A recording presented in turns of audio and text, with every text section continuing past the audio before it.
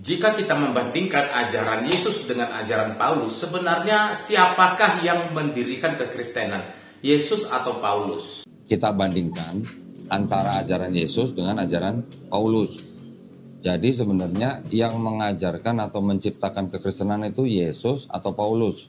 Mari kita kasih paham. Jadi begini, sebutan Kristen itu pertama sekali disebutkan atau dipanggil kepada para pengikut Yesus itu di kota Antiokhia, di mana pada saat itu orang-orang yang percaya kepada Yesus sebagai Tuhan dan Juru Selamat sesudah pencurahan Roh Kudus, maka kemudian mereka berkumpul dan kemudian di Antiokhia mereka disebut sebagai orang Kristen. Lalu yang menjadi kaitannya antara Yesus dengan Paulus adalah apa sebenarnya yang diajarkan di dalam kekristenan dan siapa yang mengajarkannya.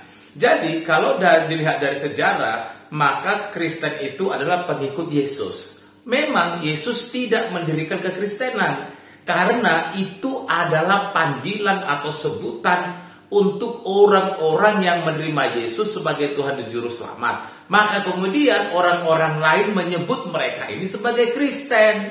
Untuk satu langkah ini saya harap kita sudah paham.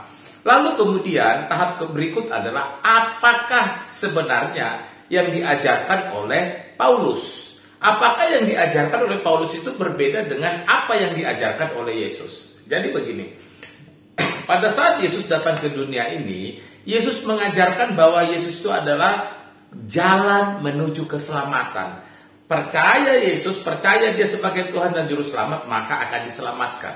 Lalu kemudian apakah yang diajarkan oleh Paulus itu berbeda dengan apa yang diajarkan oleh Yesus? Tidak. Karena yang diajarkan oleh Paulus adalah sama seperti yang diajarkan oleh Yesus. Intinya dari ajaran Paulus itu adalah bahwa apa yang diajarkan oleh Paulus itu intinya adalah Yesus itu adalah Tuhan dan Juru Selamat. Karena itulah kemudian Paulus pergi memberitakan Injil keselamatan itu sampai ke banyak tempat, banyak daerah, bahkan banyak bangsa.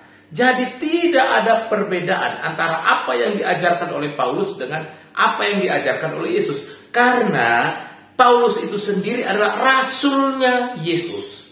Sekali lagi saya ulang, karena Paulus itu adalah rasulnya Yesus, maka dia mengajarkan apa yang diajarkan oleh Yesus. Lalu ketika ada orang yang bertanya, kekristenan itu sebenarnya ikut Yesus atau ikut Paulus? Nah, dengan mengetahui apa yang saya jelaskan ini, saya harap pertanyaan seperti itu tidak muncul lagi.